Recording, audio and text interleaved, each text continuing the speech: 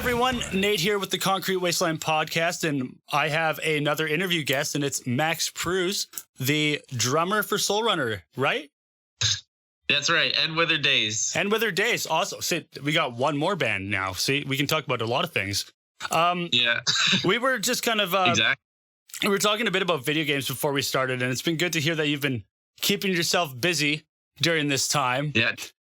But like it's been oh wow, what an interesting time to be alive and to be a musician and just it's actually kind of nice having this free time because not only have I been gaming it up, but I've also been been able to write more music kind of by myself as well, which is nice. It's a little bit different than writing with your band, obviously, but it's kind of cool to be able to pursue that on my own.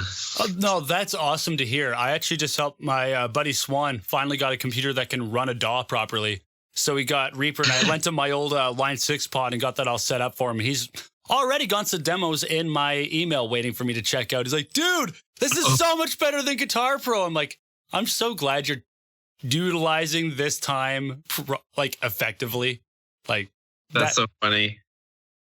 I'm definitely a Guitar Pro guy too. Like I started with that because I tried to figure out the DAWs like when I just first got when I first heard of it, and like just watching a couple of YouTube videos, like it's really tough to get into it. You know what I mean? It's such a steep learning curve. So then I found out Guitar Pro, like I'm familiar with tabs and stuff like that. So it was a lot easier for me to work with. But now I'm slowly starting to move over to the actual DAWs. It's a little bit of a transition.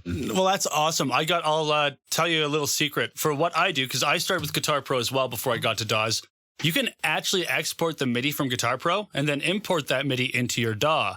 So if, say, you have a drum VST and a bass VST or like synth and all that, you can literally, you might have to adjust everything up or down an octave in bass or refigure out which notes trigger what samples for the drums. But you can just have all the MIDI right there and be like, oh, well, my tempos are set up now.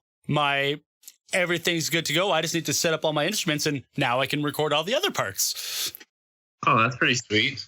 Yeah. I'll have to try that out. Please. Yeah, that's what Swan's starting to do. It's yeah, no. And he's using some cool, there's a lot of cool free stuff out there too, because one of the DAWs I started out with was Sonar or Cakewalk, and it's now a free interface. So because I believe Gibson owned it. Roland owned it, and then Gibson owned it, and then they just got rid of it, and people were like, cool, well, we'll make this available for everyone. And they have some cool drum and bass VSTs and all that. So I got Sean to download that, got him to download Reaper, and went, cool, have fun. Just let your creativity soar. 2 hours later, dude, this is so much better. I can actually just pick up a guitar and riff now. I don't have to sit there going 0P, 1, 5, P, hammer. What do you mean it's not a full measure yet? What do you mean I'm 0.0125 beats off? Where did I fuck up? That's always a struggle. When did you start using Guitar Pro? It's been a couple of years now. I've kind of I'm starting to get the rest of the band into it as well, just for like swapping riff ideas and stuff like that. But yeah, I think a couple of years I've been working on it. Dude. And then working on a DAW, I've been like on and off. I've actually really started to learn more about it during this time off, where I could watch a few more YouTube videos kind of thing and play around with it a little more. That's one thing I definitely always thought.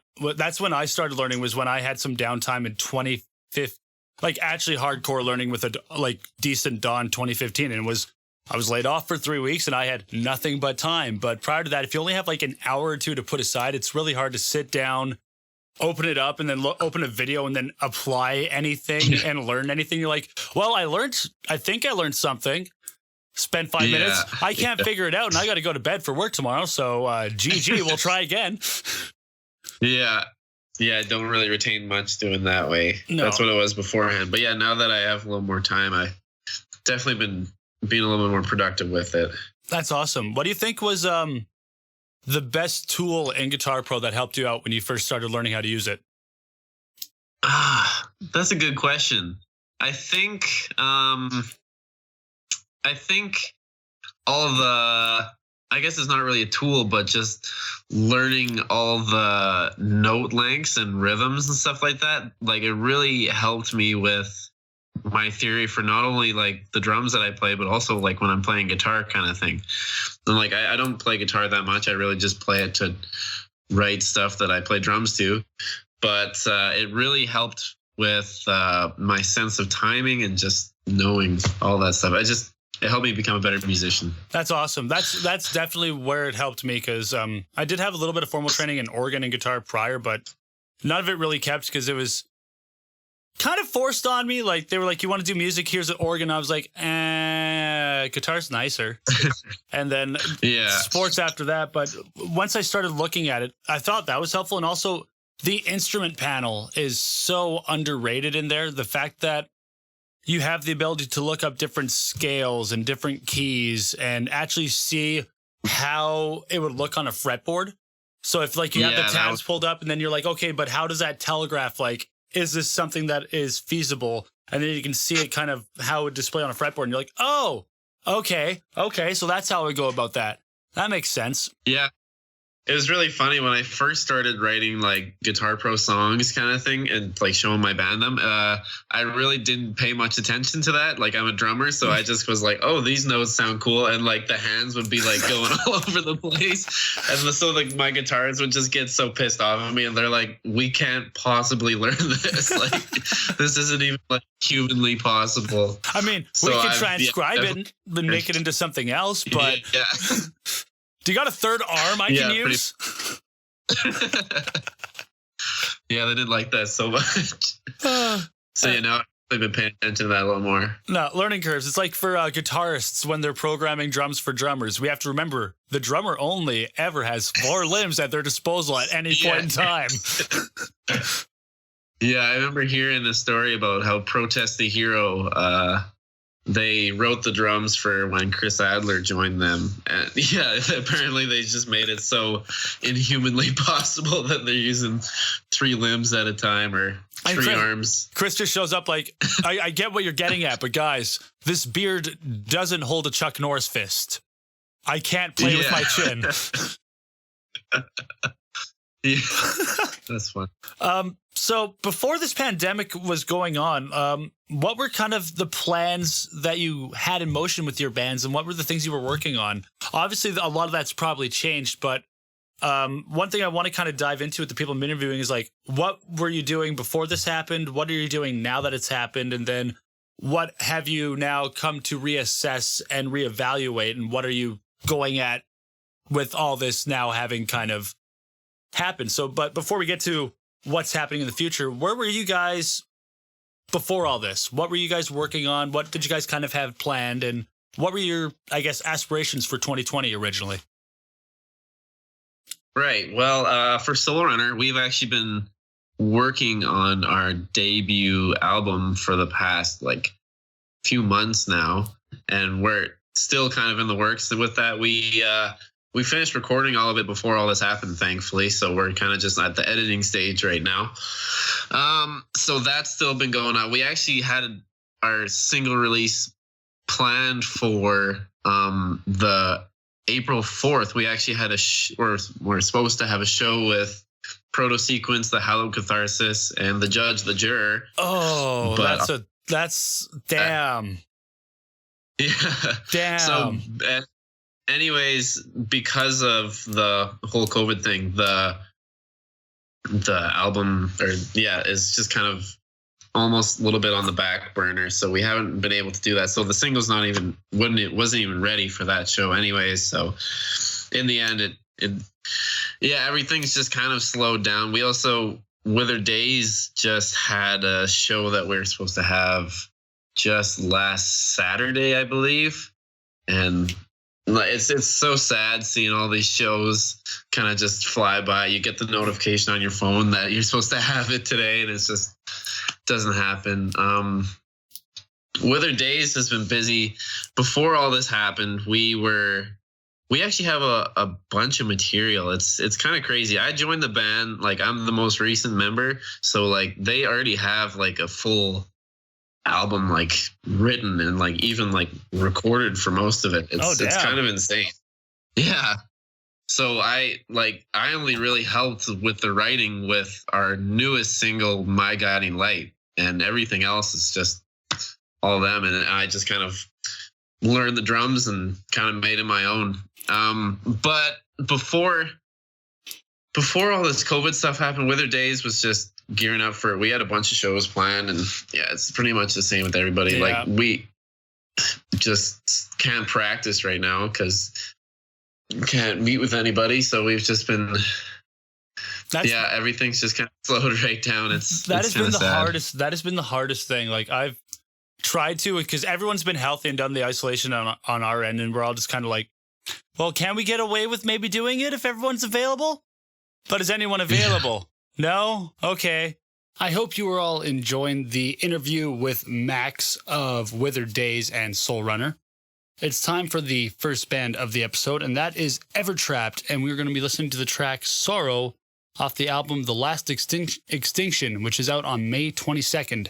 So go find Evertrapped and get ready for that album to drop. This is for fans of Arch Enemy, Persephone, Whitechapel Death, and Flesh God Apocalypse. That's a nice combination right there, actually.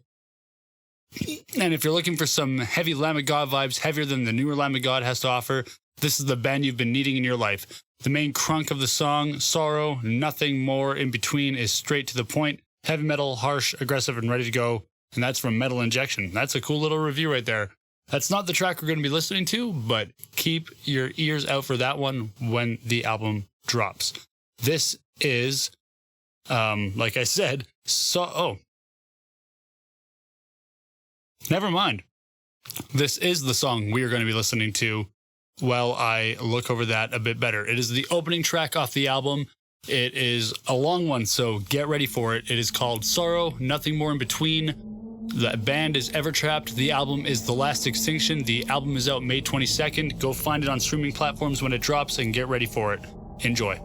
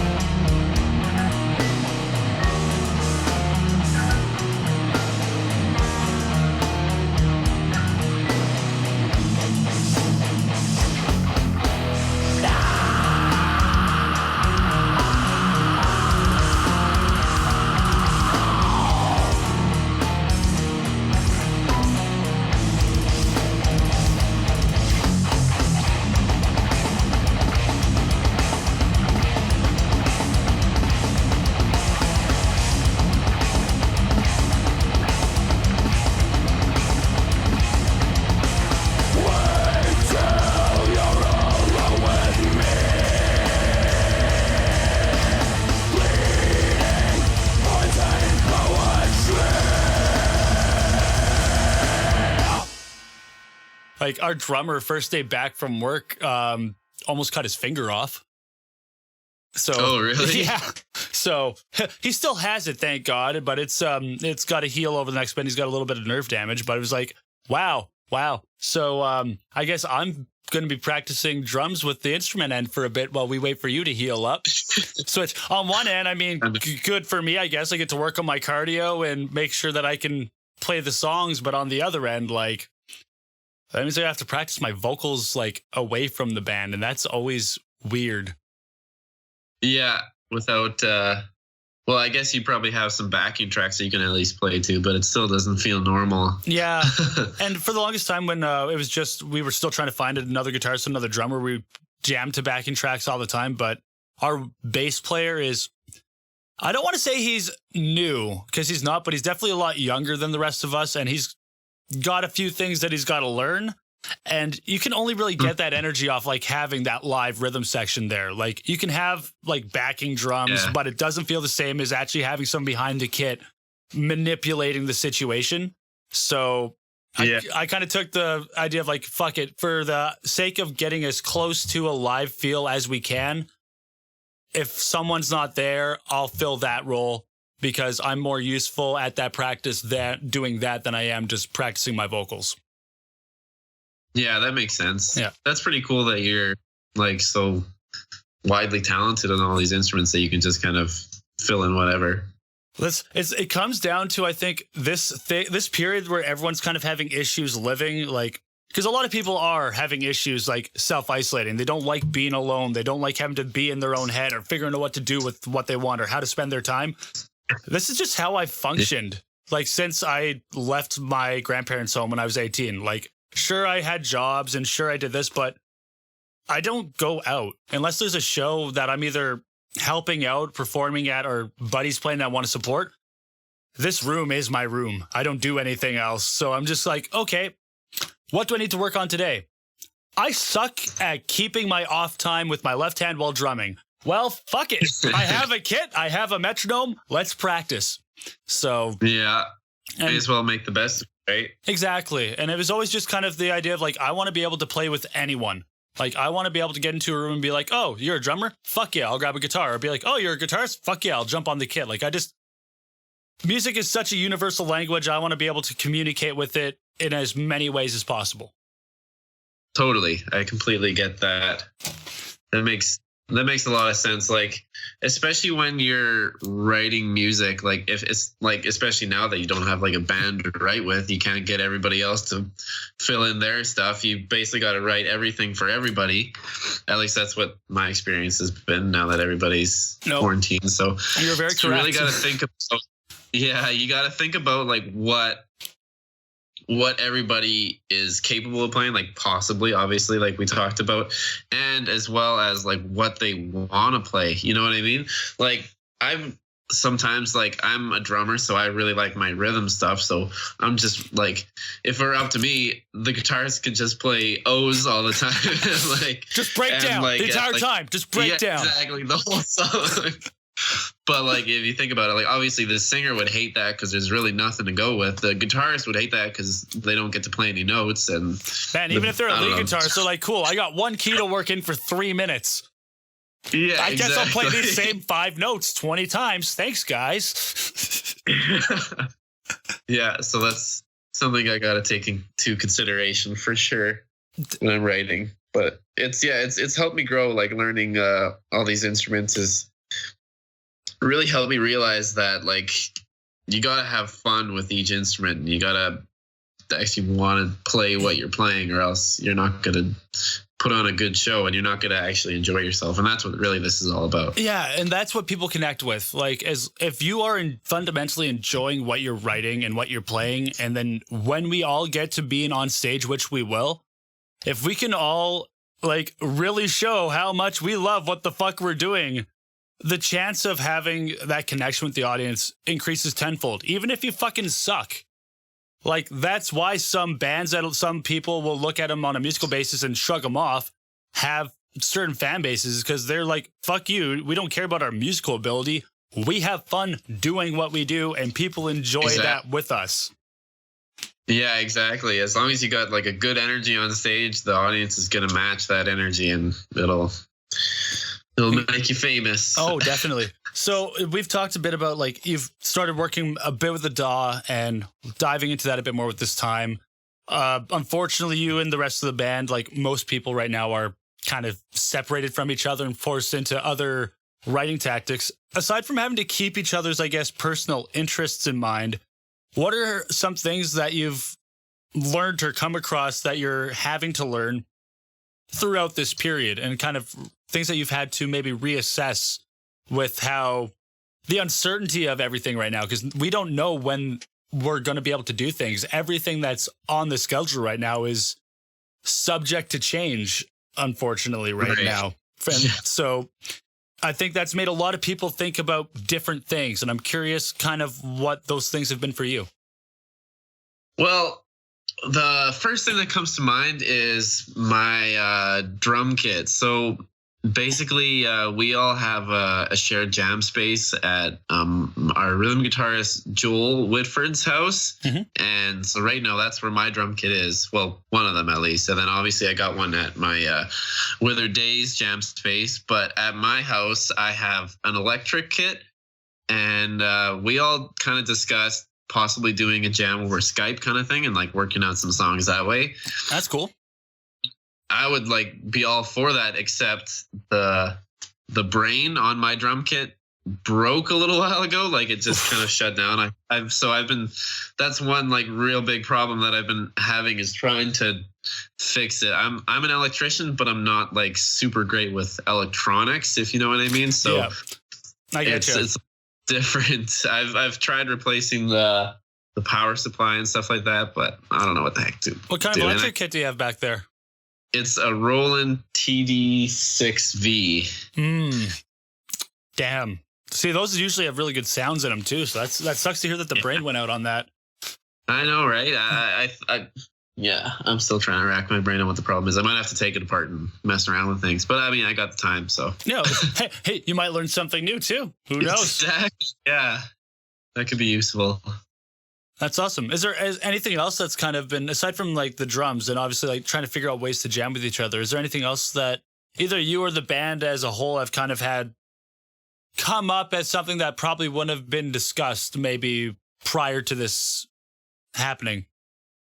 Well, another thing is with Soul Runner's release, like we didn't really have a plan in mind, but we had like a rough idea. We wanted our single released on this show, and then our full album to be released by our Loud as Hell festival show. Yeah, and like if those kind of things lined up, that would make it like it would be perfect, right? But obviously, since this show's not going on, we haven't released our single yet. That's kind of been behind, so everything's kind of like being reassessed. Like, okay, well, maybe like we try to aim for shows for when we release our stuff, but I mean, if there's no shows going on, like, what are we supposed to do? Maybe we should just promote the hell out of it on an online kind of thing. Like, I guess that's all we can really do. And then content.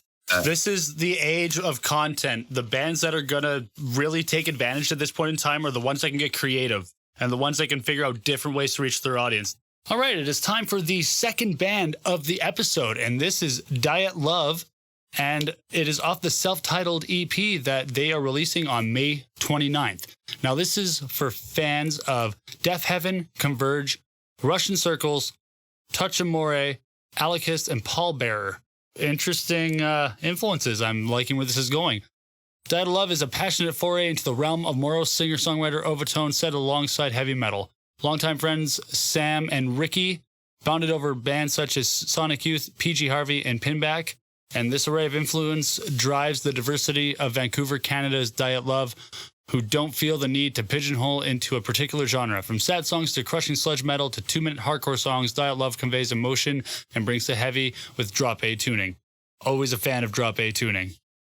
Starting individually, the band works on riffs and ideas, eventually bringing them together to be fleshed out further. As full believers of limitless creativity, they don't tie themselves to classic song structures, and the lyrics come from many places. Some are stories, some are personal experiences, And there are songs about love of family, songs about loss, songs about anger, and songs about struggles and addictions. Although varied in subject matter, they all have one thing in common: feeling. Performing with the same intense passion and emotion that they bring to the jam space, Dyatelove intends to really connect to their fans and show what their songs mean to them. With Rob on the drums and Justin on bass, the quartet delivers an infectious openness and energy. Their self-titled debut EP is being released May 29th, with a cassette version being released by Coops Records that will feature an exclusive bonus track, Die, Kill, Pig. So without further ado, we are going to listen to Fragile Fixation of the self-titled Dyatelove album, out May 29th. Go and get that in your streaming platforms when it comes out. Enjoy.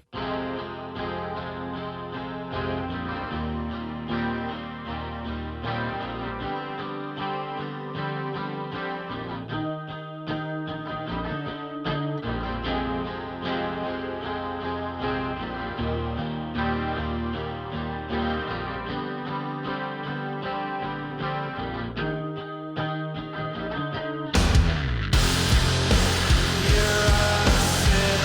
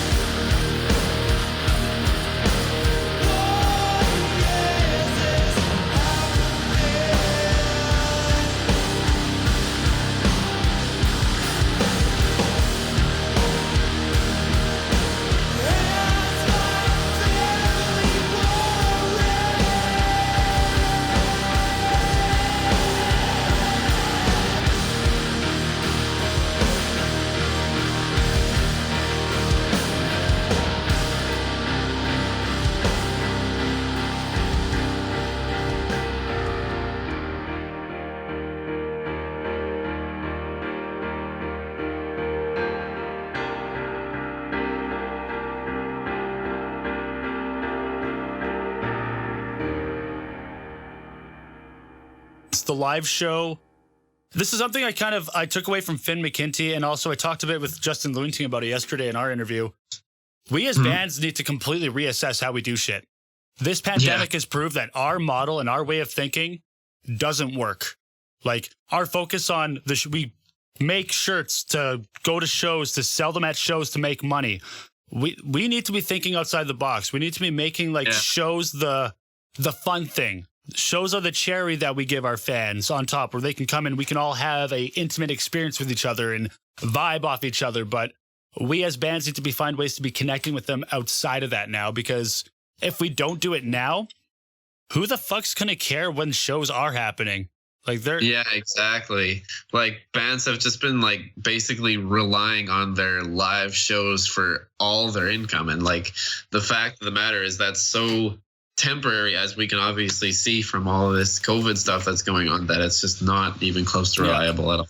Does anyone in your band have video skills of any kind?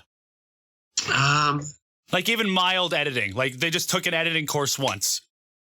In Withered Days, actually, Callum Glass, the lead guitarist, he's really talented with all that stuff. He's definitely put together all the like playthroughs and videos like that we've done.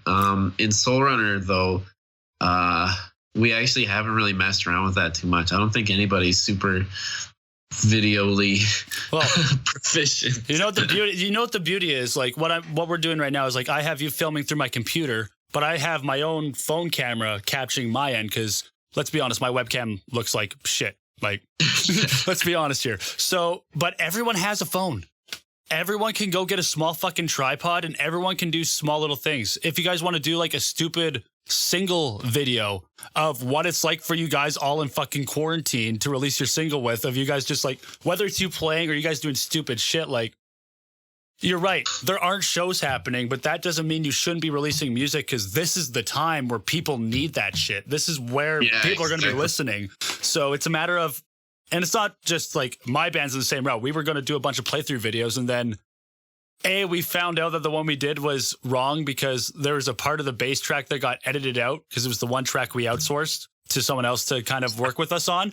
And so we did it, and we're like, hey, Mason, so your fingers are moving here, but there's nothing in the bass track whatsoever. And we're like, oh, did that get edited out and we not notice? Yep, cool. Well, I guess that's one day of filming gone. We'll do that again. But oopsies. Yeah, but like, just there's got to be ways that either bands or members of bands can do things to kind of draw attention. If you guys have, in the case of Soul Runner's case, if say you get a single ready, well, shit, just have people kind of teasing it while doing small little videos, play in the, like, do some fun shit with it and then do a fun video for it, because I'm holding out and hoping Loud as Hell happens, because we play right after you guys. Oh, really? Yeah. We have to follow you guys. So I thought we were originally going to be like the third day breakfast band, because that's what we were told. And then they're like, oh, no, we're following Soul Runner. Cool. Would have much rather like to leave a standard rather than have to break a standard. But okay, here we go. Yeah, that would be lots of fun. But the way that things are going, I've just been feeling so negative about all these live events that have yet to be canceled. You know what I mean? It's hard to have much faith in that. I know. We were originally going to do a 10 tour date. I think you and I talked about it briefly to lead up to Loud as Hell. And then a week or two ago, we were like, okay, cool. Well, the band we were going to have join us can't now because they're scared of the COVID thing. But this is right before it became like the level it is. So they were just smart being like, hey, we're not going to do that. We want to. We do. But management says, bad idea. We're just going to focus on the other tour that we have on the east side and hope things don't get bad. And I'm like, okay, well, let's cut our tour in half. Like, let's just save some, cut our losses in some areas, cut it in half, play our BC shows, play a few Alberta shows, go to Loud as Hell, and spend that time really figuring out what it is we need to do. And then this all happens, and then every week I'm sitting there, because on top of that, there's alternative waves. And that's constantly every day, and everyone's back that like, I don't like not knowing an end date, because we can't make a decision if no one else knows. And the longer no one knows, the closer it is to us just having to be like, well, fuck.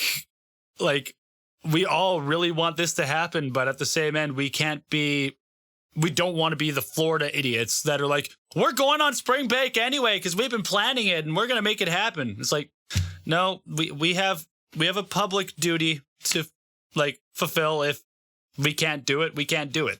And yeah, exactly. It's not much you can do. No, it's one of those. And I was actually talking to Sean and Swan about this. It's going to be interesting once shows do happen, though, because everything will have been completely reversed. In our case, we've been dealing with kind of recovering from several years of oversaturation and just same bands playing, not a lot of people coming, not a lot of interest going. Yeah. But after a quarter to half a year of nothing happening, yeah, if people take the time, and it's going to be promoters, it's going to be bands, because we got to think about all the bands that are rescheduling tours, all the bands that are going to be booking tours anyway, because that was when they were going to do it originally. And then all the other shows, like, okay, how frequently can we do shows?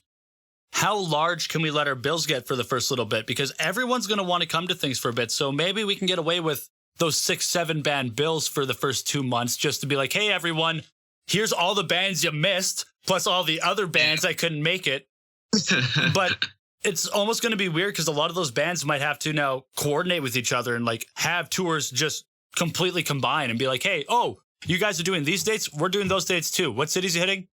Can we just jump on with you guys, add our shit to your shit and just make sure that everyone has an audience? Because if that doesn't happen, you're going to run into a show every other day. And I'm sorry. No matter how show hungry I've been, I do not have the energy to do a show a day for 2 months. Yeah, no kidding. Yeah, and if you think about it from like an audience side, like everyone's just going to be so, like myself included, like everyone's just going to be so excited to finally go to a show again. Just finally get out, and like what better excuse than to go to a show? So you may as well see 7 or 8 bands a night if you're going to go out. Yeah. I'll stay there the whole time. I'll stay there till 3 a.m. if I have to. I'm just going to be so excited to see bands again. And if that happens and that can only really happen for the first few months, and then that has to become like the rarity again. There's going to be a point where that's going to have to be like the special event kind of feel. But for the first 2 months of things opening up, oh yeah, we got to take advantage of it. Oh, definitely. And I think if during that time, if all the bands that are rescheduling tours and planning for this point in time, if they really think of like, okay, if we know that we really want to make an impact on people once the gates do open up again, how do we build up a bit of a flood so that we can just plow through everyone the moment we get there, instead of like having just like this steady little flow coming from the room, be like, hey guys, music's still alive. We should all be aiming to be just like, hey bitch, boom, and just plow through everyone and just just like really like the way Sean was pointing out, we need to put a really huge dose of adrenaline into the scene and then pace it out so that we can get back to normalcy and have everyone walk away on top. Because if we go just about this off the hop and get everybody going, like make sure that when we first get back, maybe try to help cut a little bit of our losses that we've had while we've been just sitting around, you know what I mean? And get right back into business. Yeah. Like I was telling Sean, like if we say your ticket price stays at $10 for all shows, like it's $10 at the start of the 2 months and you have 7 bands, and then 3 months out, it's still $10 when it's back to 4 or 5. You're going to have more people coming to those 7, 8 like band nights in the first 2 months based off that, because of the value of that $10 versus originally he suggested like, why not 5? I'm like, well, let's factor in the fact we still have 5 to 7 bands we have to pay plus a sound tech, and we want everyone to come out on top here. We can't do that by undercutting people right at the start. We need to figure out a way to bring people in while still provide for the people that are trying to do something. And I think there's a way to do it, but we won't know till we get a date. Yeah, hopefully that comes. We're still waiting, hey? Yeah. But with that, what is it you're most looking forward to once we get back to some realm of normalcy? Well, I mean, I guess playing shows would be the obvious answer, but I think for me is just being able to to socialize with everybody again. It's kind of been a little bit sad, the sitting indoors all the time. Like, I mean, I love my girlfriend, but being with her for 24 hours a day, it's like you can only have so many conversations until you start repeating yourself. But yeah, so socialize with people. And also I'm excited to start making like content, and everything is just going to be so much easier to do when you can actually just like, oh, hey, you guys want to meet up and shoot a video? Yeah, sure. It'll be so easy, rather than having to figure out a way to make everybody go on Skype at the same time and schedule all that. And it's just like everything's a little bit more of a handful when you're trying to do real life stuff. Yeah, this has been a great interview so far with Max. I hope you guys are all enjoying it. And it's time for the third band, and that is Die Another Day. These guys are awesome. They released an EP called Wildfire on April 10th, and you all need to check it out. It's for fans of Atreyu, Lamb of God, System of a Down, A Day to Remember, Thrice. So this is more of the stuff that I'm really into. Not so much A Day to Remember and Lamb of God, but Atreyu, System of a Down, and Thrice. Damn, especially Atreyu and System of a Down. Like, I have a bunch of System of a Down covers on my YouTube channel. It's ridiculous. So I'm really excited for like the chance to listen to this album in full, because I'm obviously recording this before things kind of are out yet. So this is really cool. As a fan of this style, it pleases me to say that these guys have done an exceptional job at defining this sound, stitched together with catchy choruses and fast-paced, energetic guitar solo to finish the track. Wildfire, it's off from Uber Rock. An amazing EP of brutal and beautiful metalcore to help with the quarantine from Heavy New York. So let's just get right into the track. The song that we picked is Fear the Future by Die Another Day. The album is Wildfire. Go find it right now and enjoy.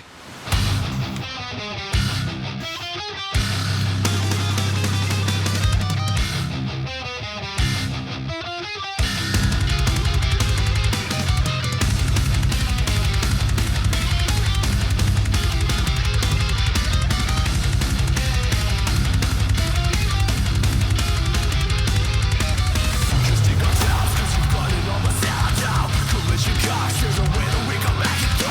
All we do is taking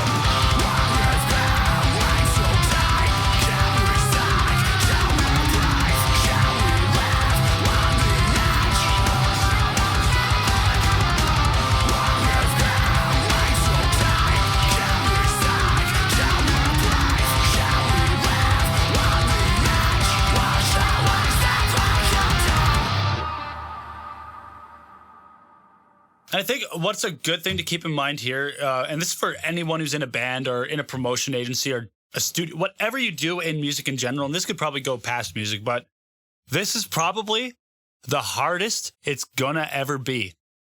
Yeah, true. Like, let's be honest, like, regardless of whether you're starting out or in a level that most of us can only really dream of getting to, and that's being able to live off this, this is probably the hardest time in the industry across all levels of it. So if you can get through it, learn some lessons and adjust accordingly, I think those that do that are going to come out 100 times better. And if it's a majority of the people across the spectrum, from bands to promoters to venues to everyone involved, we could see something help reshape what we do, because I think everyone's on the same path of, like what I said earlier. Obviously, the way we've been doing things has failed us. Like, if we are literally the worst affected by this kind of situation, and we already know we weren't doing well before this situation. Yeah. I think it's time to just look at that humble pie and be like, cool, but how can we make this better now? Now that we've hit that point of self-reflection, how can we improve this for not just our betterment, for the betterment of our scenes down the line? Because there's got to be longevity to this. Yeah, totally. The tough part is, like, everything nowadays is just so difficult. I feel like as soon as we figure out how to, like, kind of break this barrier down from, like, doing everything apart from everybody, like, I think, you're right. When we come out of this, we're going to be a lot smarter and a lot better when it comes to, like, promoting and all that stuff. Hell yeah. What's what's one piece of advice you would give to any musician? I guess I was originally thinking any new musician, but I think at this point it doesn't matter what, like, where you are in your journey. I think everything's kind of universal right now. What would be your one piece of advice to a struggling musician, whether it's their mindset or their drive or just their overall outlook on the current situation? Well, I think the best piece of advice is, whatever you do, make sure that you're having fun with it. Like, it shouldn't really, I don't really like to see the stuff I do for music as much of a job as it is just like a hobby that sometimes I make a couple bucks off of. You know what I mean? So my suggestion would probably be, like, whether it's promoting, whether it's writing music, whether it's whatever you're doing with your band, make sure that whatever you do, you enjoy doing and you have fun while you do it, kind of thing. So, because when you do that, it's actually, you get a genuine response, because it is a genuine emotion that you're almost selling. You know what I mean? Yeah. I think that's the biggest tip, is just do what makes you happy. Definitely. And you'll find that those moments will there will be far more of those instances than there are the moments where you feel like you're doing work. But I feel like there are going to be those moments, and everyone should be prepared for them. But know that sometimes that's just, it's a necessity to allow you to continue having fun. It's like, I don't like editing. I hate editing, but if I want to make sure the guitars from the artist I'm mixing sound the best they are, I might just have to do a few little adjustments here and there just to be sure the low end comes out. Because do I want that breakdown to have a lot of impact and gut punch someone? Or do I want to, like, just kind of peter out and have people be like, oh, that's cute? Yeah. That's very true. Yeah, like, I guess you got to look at it the big picture. Like, yeah, you're right. You will have to maybe, like, do some shitty work every now and then that you're not super thrilled about. But in the end, you just got to remember, like, all this is because you're trying to, make it as a musician, right? And you love making it as a musician, then you should be fine. Perspective is huge on that. It's like why we practice. Like, we practice so that when we go and play live, we can fucking deliver, have a great time, let everyone else have a good time. And that's essentially, like, what a little bit of work is. It's just those little bit of things to make sure that when you get to those points where you get to deliver at your best, you get to do it without any weight on your shoulders, I guess. Yeah, exactly. I absolutely agree. Perfect. Well, before we wrap things up, is there anything you want to promote? Kind of shout out? Well, because I know you said things are still kind of in motion, but you can still at least funnel people to where you guys are and get them ready for when you guys are ready to release stuff. Yeah, absolutely. Well, I'd love to promote my two bands, Soul Runner and Withered Days. You could follow Soul Runner on all the Facebook, Instagram, Twitter at Soul Runner Band.